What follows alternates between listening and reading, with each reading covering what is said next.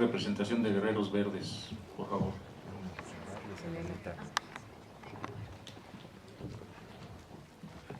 Primero, agradecerles a ustedes, señores del Senado, que hayan organizado esto. Hemos venido tantas veces al Senado y siempre salimos con las manos vacías. En especial quisiera decirle que se firmó aquí, yo estuve cuando se firmó, 15 de junio 2007, se firmó la ley de semilla. La ley de semilla prohíbe la siembra de maíz y cualquier otra semilla, la prohíbe sembrar si no está con un papel certificado. En la misma página del 15 de junio de 2007, al final, en la penúltima hoja, nuestro expresidente, hermano de la senadora, nos firma la desaparición de Pronace, la productora nacional de semilla, que era la única a la que el INIFAP, Chapingo, la universidad, todas las instituciones le entregaban la semilla para repartírnoslas a nosotros y a los campesinos. Una vez que la cerró el 15 de junio 2007, que vemos que Monsanto compra más del 90% de todas las semilleras de México, lentamente. Lo cual significa que el que nos va a vender el papelito de certificación va a ser Monsanto, ante la mirada de todos nosotros y de ustedes mismos, y sin la información para ustedes. Nosotros traemos esto que lo hicimos con varios doctores, el doctor Turrente, el doctor Alejandro Espinosa y varios, Adelita y varias gentes, intervinieron para ver las consecuencias que traerá al país esta ley.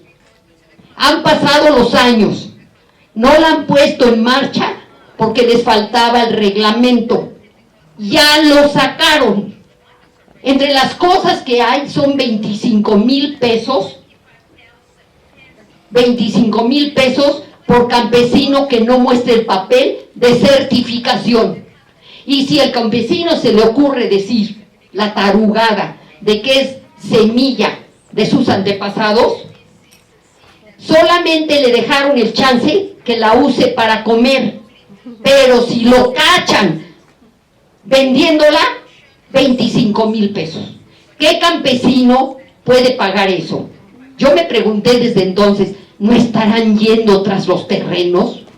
Porque el campesino tendrá que entregar su terreno porque no tiene los 25,000 pesos.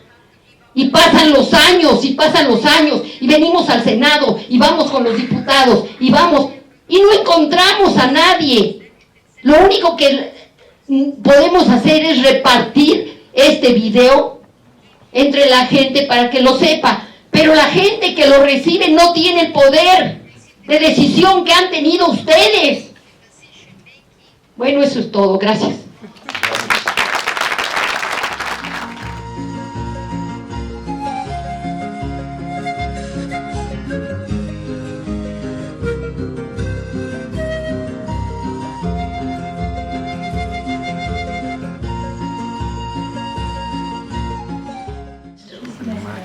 It is indeed an honor to be here as a guest of the Senate in this very critical time of mobilizing democratic decisions on issues that affect our everyday lives and our very survival. I'm especially honored to join you in the Octavio Paz auditorium. Octavio Paz was such an important bridge between Mexico and India, and his book, In the Light of India, writes a lot about those connections. But the one that is so relevant for today is his essay called A Tale of Two Gardens, where he writes about his garden in India and a garden in Mexico. And of course he celebrates the diversity and the beauty, the democracy in that diversity. We are indeed gardens of biodiversity, our civilizations. You have given the world the avocado, the chili, the cocoa, the corn, the vanilla. I mean, even I only got educated in my last trip when I was staying with Adelita that cocoa is not a Swiss invention. The pumpkin, the beans that with the corn make the milk, and the papaya that I relished this morning at breakfast. And it is definitely a more distinctive papaya than what you get in its pale yellowness in other places. And we gave the world the bananas, the chickpea, the cinnamon, the cloves, the coconut, the peas, dates, eggplant, figs, ginger, lemons and limes, mango, millets, pigeon pea, lentils, melon, sesame, sugarcane, tea and rice. You took a wild plant, hyacinthe, and turned it into thousands of corn varieties. That is brilliance, that's creativity, that's innovation. We took a wild grass, Oryza sativa, turned it into 200,000 rice varieties. All the foods we eat, all the tastes we relish, all the nutrition we have, has come from the biodiversity that nature gave us, and our peasants diversified further and improved on through their breeding, which was a scientific breeding. But they never took an intellectual property right to it. They generously shared the seeds. They generously gave their knowledge. Today, on the basis of those seeds and those knowledges, there is an attempt to recolonize. Even the Green Revolution, which I had not expected to study because I was trained in physics, I was busy with quantum theory, I was busy showing how the mechanical worldview of separation is not a realistic account of an interconnected world, which is based on non-separability, that the world is not made of fixed, immutable things, but is a world in flux and potential. And then in India, we had a disaster of a pesticide plant leaked in Bhopal, owned then by Union Carbide, now by Dow, which is now merged with DuPont in the last few months. And justice still hasn't been done.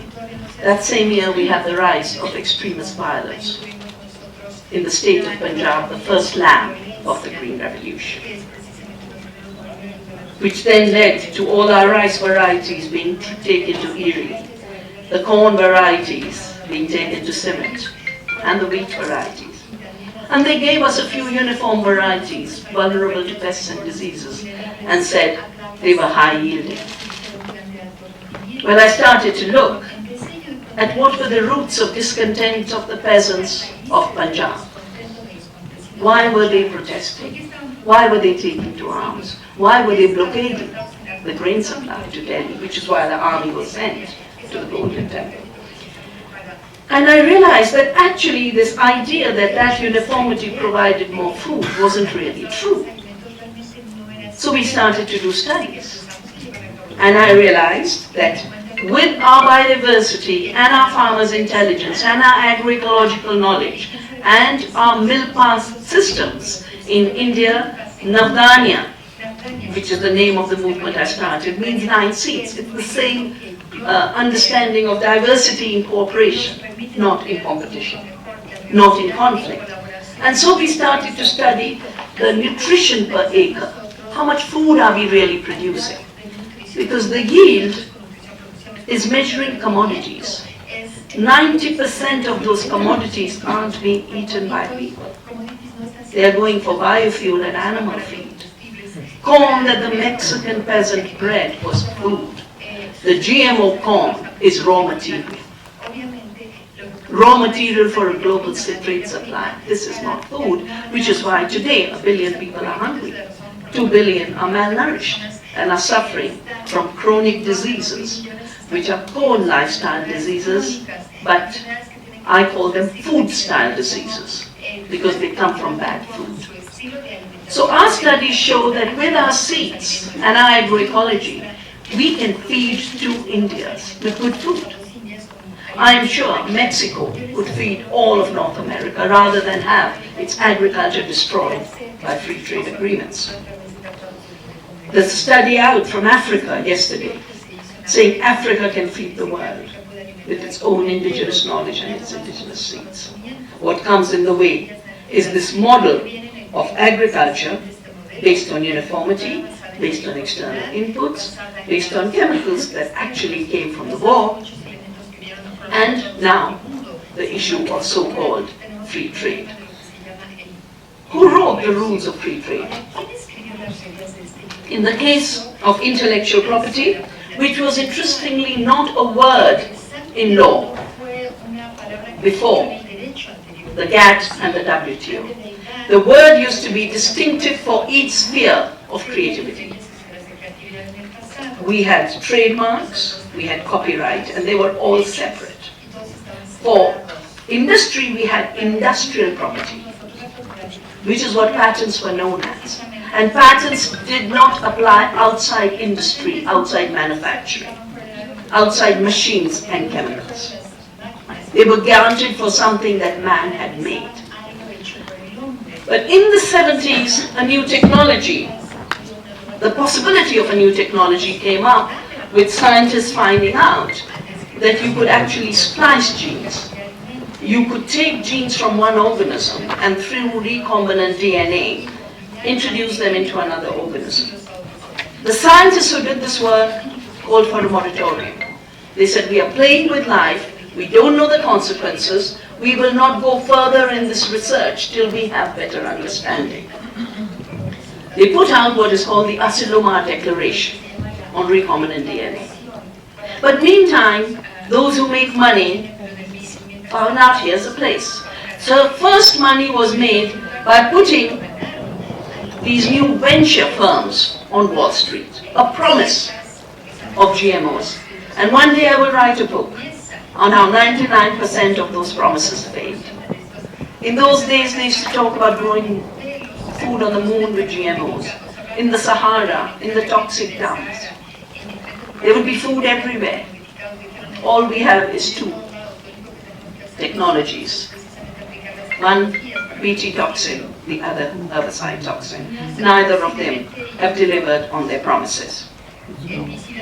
But Monsanto, which was at that time one of the major chemical companies and agri-chemical companies, with the other chemical industry of that time, got together and said, with these tools of genetic engineering, we will make GMOs. But they weren't interested in making GMOs for feeding the world. It was not even the language. They wrote very clearly and said very clearly in a 1987 meeting in Geneva and outside Geneva that I was very privileged to have been invited to, called the New Biotechnologies, the Laws of Life.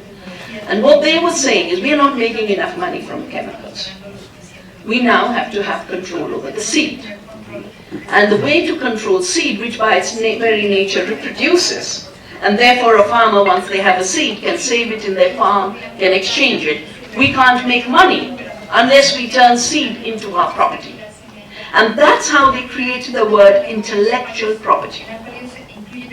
And I always laugh in my mind and say, here's a company which is a fiction, because a company is not a person, no matter how many court rulings the Supreme Court of the United States gives, like Citizen United, which says corporations are persons. Corporations are pieces of legal paper given to persons to act under that legal entity.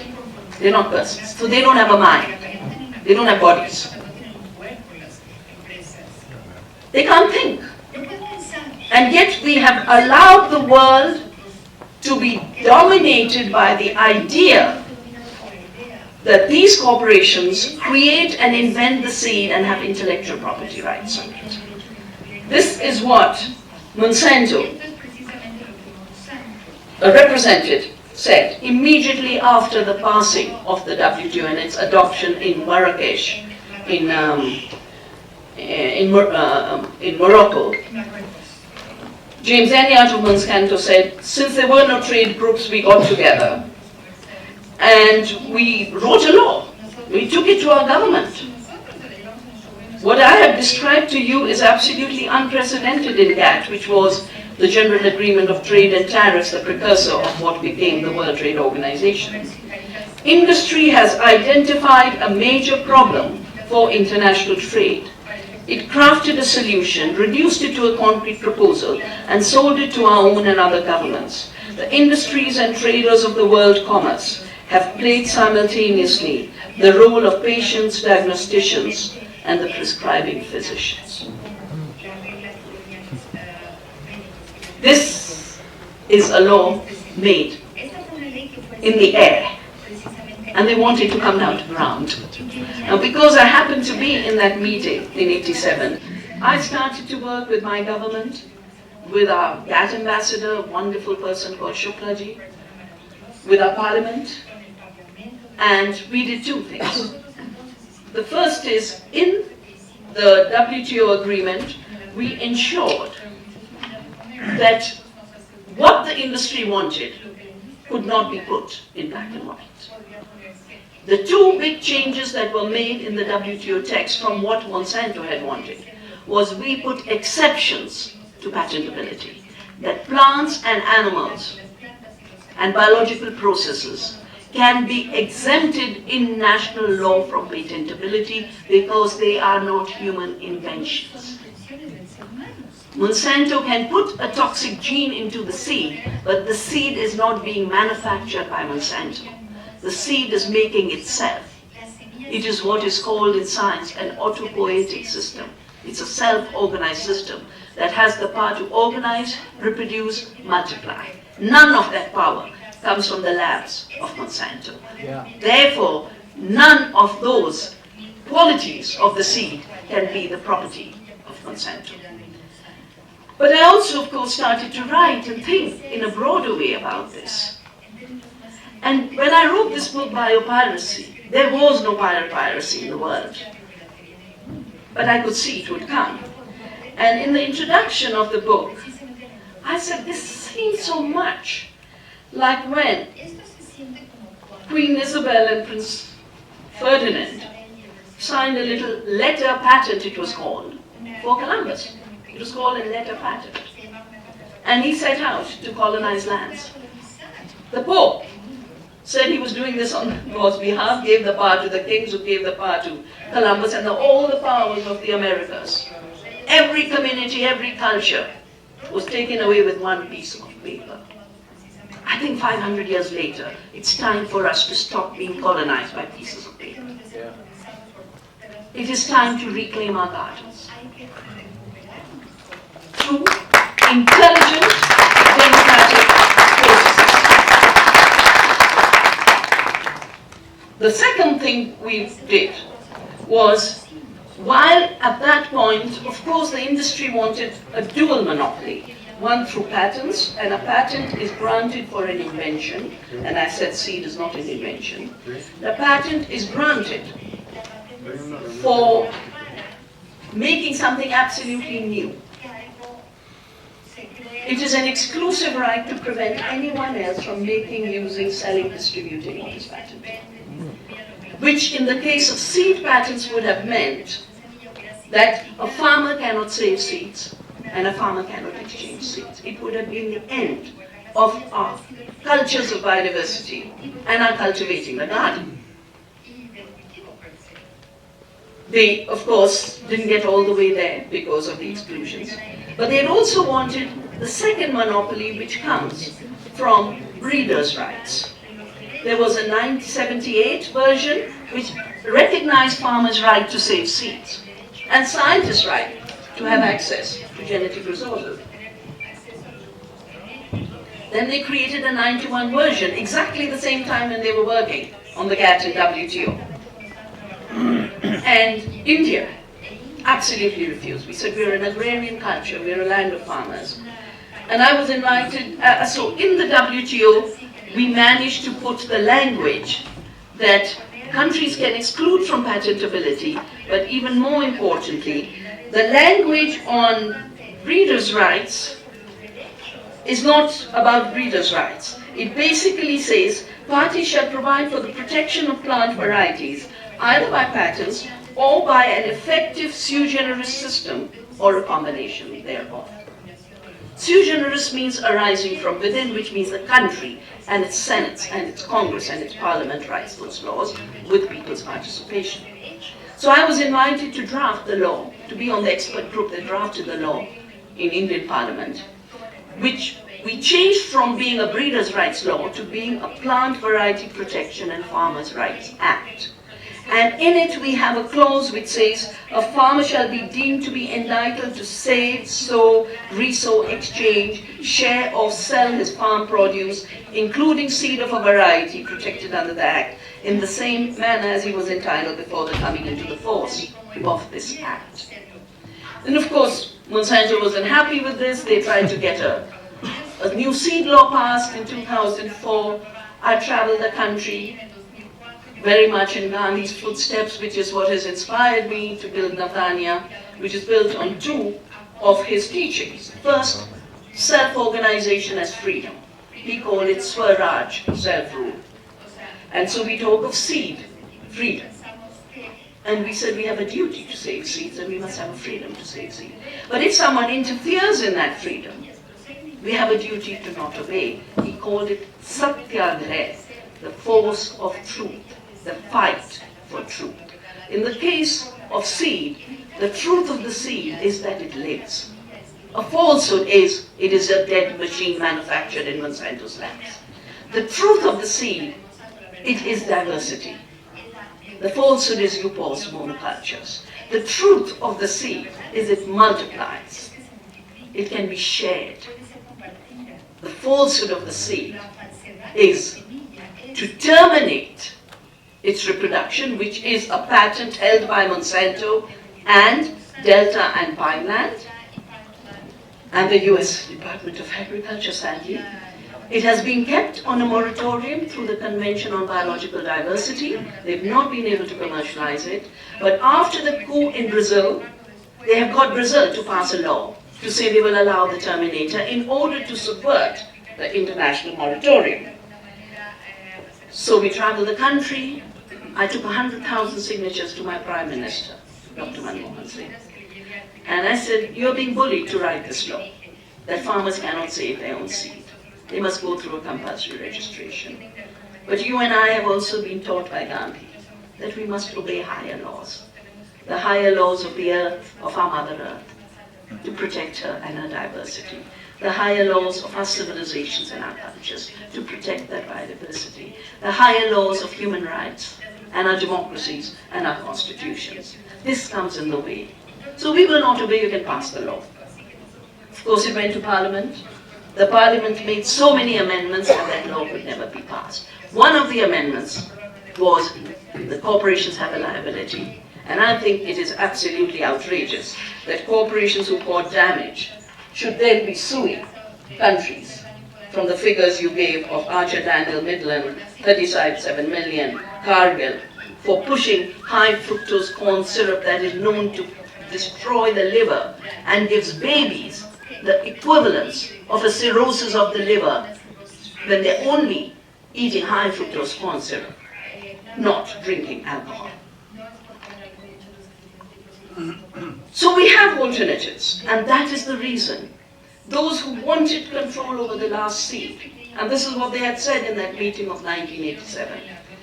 By the year 2000, every seed any farmer will buy anywhere in the world will have to be bought and will be our intellectual property.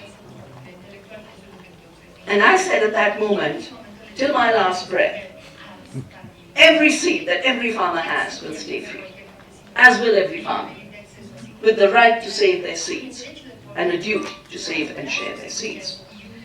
because we grew the movements, they still have that agenda of total control and profits out of nothing. These are rental incomes.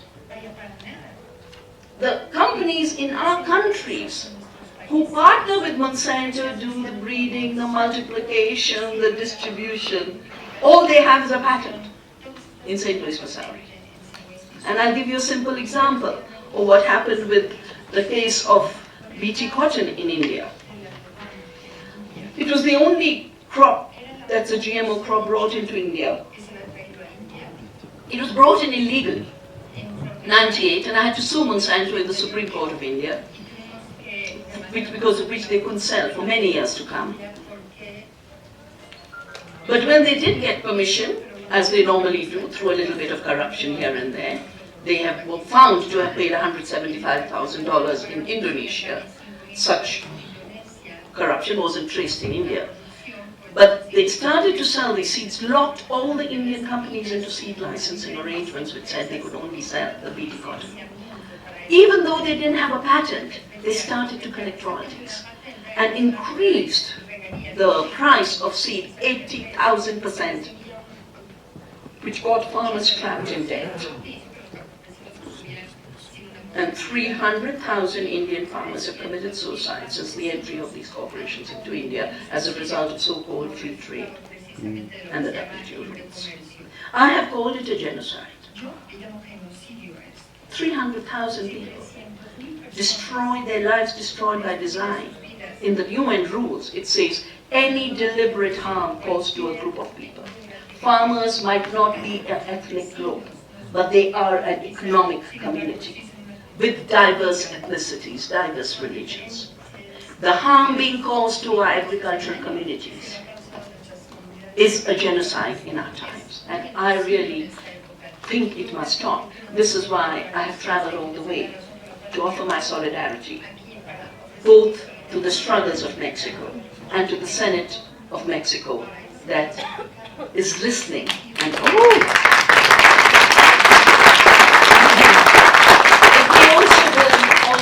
so we started to save local seeds.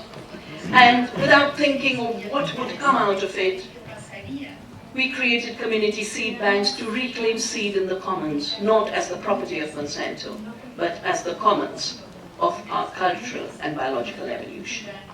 We've created 120 community seed banks. In the cotton areas, we created cotton seed banks.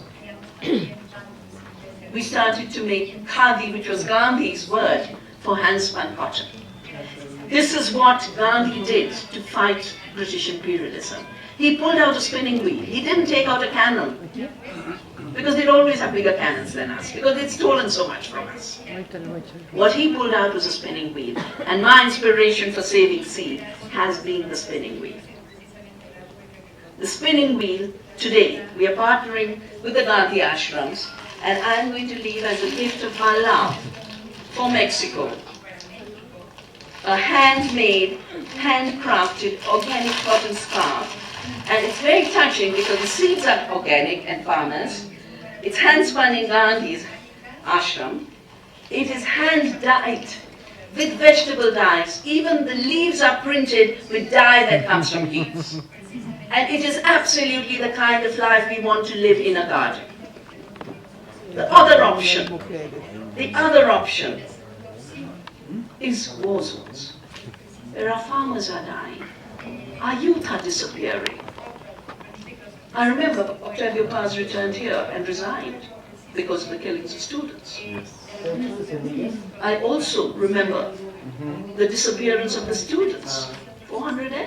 Ayotzinapa, 43 en Ayotzinapa. 43. 430. And then the disappearances. And the disappearances everywhere. These are all impacts of this so-called free trade system.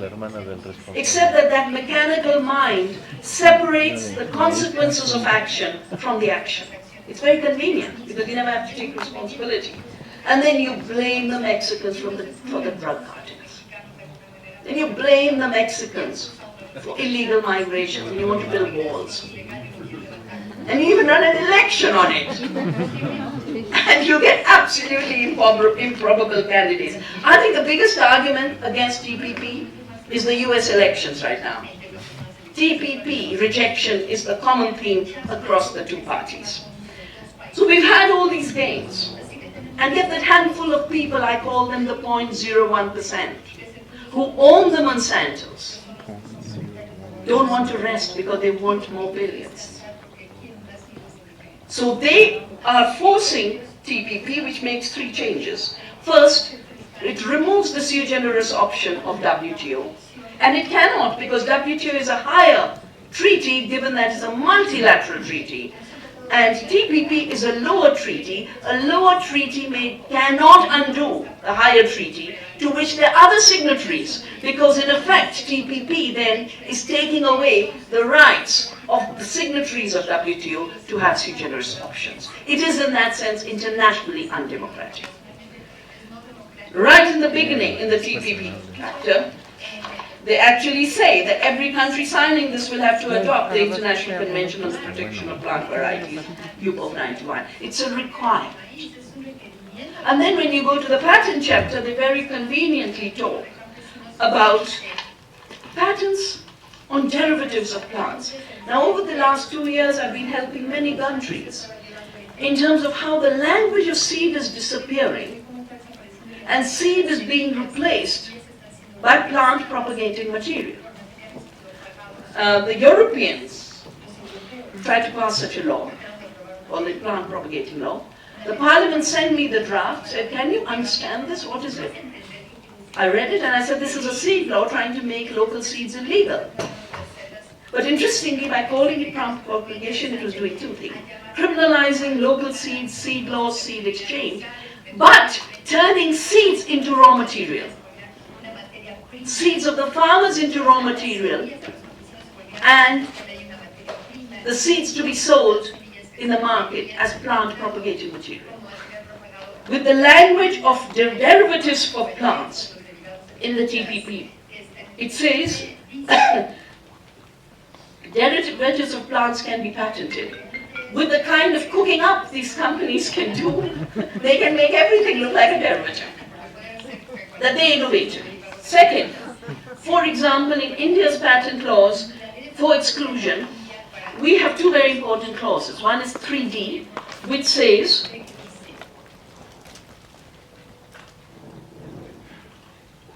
the mere discovery of any new property or new use of a known substance is not an invention. TPP says any new use will be counted as an invention. In the case of medicine, it means changing the formulation. In the case of seed, it means putting one gene. Now this is subject matter across the world in courts. We have an Article 3J which says plants and animals are excluded. Mexico has an Article 16 in its industrial property law saying plants and animals, you actually say exceptions from patentability are essentially biological processes for obtaining and reproducing and propagating plants and animals, biological and genetic material, animal breeds, the human body, and plant varieties. All these are excluded. All these exclusions, TPP would like to undo. I do think the Senate should insist that these exemptions are upheld, because they are necessary for the future of the world. Why are they necessary for the future of the world and for Mexico and for Mexican farmers? Because these intellectual property laws are absolutely cooked up by industry on how to establish a monopoly. They have nothing to do with a biological reality. They definitely have nothing to do with an agrarian economy. Take the case of uniformity in UPOV. It's an obsolete way of thinking. Uniformity is not the way farming works. Particularly today, where we know two things. One, climate change will make our climate vary more and more. Therefore, we need wider diversity to be more resilient. We also need the constant capacity of our seeds to evolve in the field in order to be able to deal with that changing climate. Second thing is, because those seeds of industry were not being bred for nourishment and nutrition, they are actually nutritionally empty. Even when we eat them, they bring us no food. Therefore, there are such high levels of micronutrient and trace element deficiencies. Our varieties have the nutrition. Our farmers have the capacity to breed, after all they can see. Our scientists have the capacity to be partners with farmers and not partners of Monsanto. As partners with farmers, we basically do participatory and evolutionary breeding. And everywhere in India where this is being done, farmers have better seed, more nutrition in the seed, more resilient in climate change. When the European law was being attempted, we put together a group of scientists and lawyers and said, what is the real law of the seed? What does the seed tell us to do?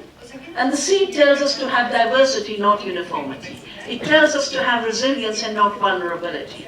It tells us to have nourishment and not nutritionally empty commodities. So we drafted this law of the seed, which was used in the European Parliament, translated into many laws, so that the parliamentarians could come informed in the debate. We are at the threshold because we've had 20 years of the free trade IPR transgenic experiment. And I think we need to, each of us, in each of our countries, each of our parliaments, assess these 20 years of false claims. Look at what NAFTA and WTO have left for the agrarian culture and economy of Mexico. I was here 3 years ago for a public hearing on corn in Oaxaca, and they talked about 1/3 of the economy having been killed by NAFTA rules. Hunger, malnutrition, migration, all of the aspects that you're supposed to evaluate for the impact on TPP need to be evaluated in the background of what have free trade treaties given us so far. Did they create employment or destroy it? Did they give us food security or destroy it? Did they help our small farmers or wipe them out? The second is 20 years of the transgenic experiment, because it was an experiment. All the promises, all we have is Bt crops and herbicide-tolerant crops. In India, we've had the consequences of the Bt crops. They have failed to control pests. They've created new pests. They've created some pests. The white fly has wiped out 80% of the cotton in Punjab. Resistance to bollworm have wiped out cotton in Karnataka. And new studies are being done on it. Which is why our government started to regulate, the seed prices, and have given a notice to Monsanto.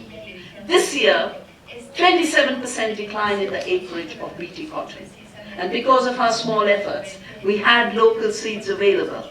That 27% has been filled by farmers' varieties. Farmers are being able to reclaim their Bt. But take the more serious case of Roundup-resistant crops. Roundup-resistant soya bean in the United States. What is its gift? 50% of the farmland of the United States is now overtaken by superweeds. Those superweeds are, the most important is a variety of amaranth called the Palmer amaranth. I know in Mexico it was a sacred crop, and therefore it was banned during the colonial times. In India too, it is a sacred crop.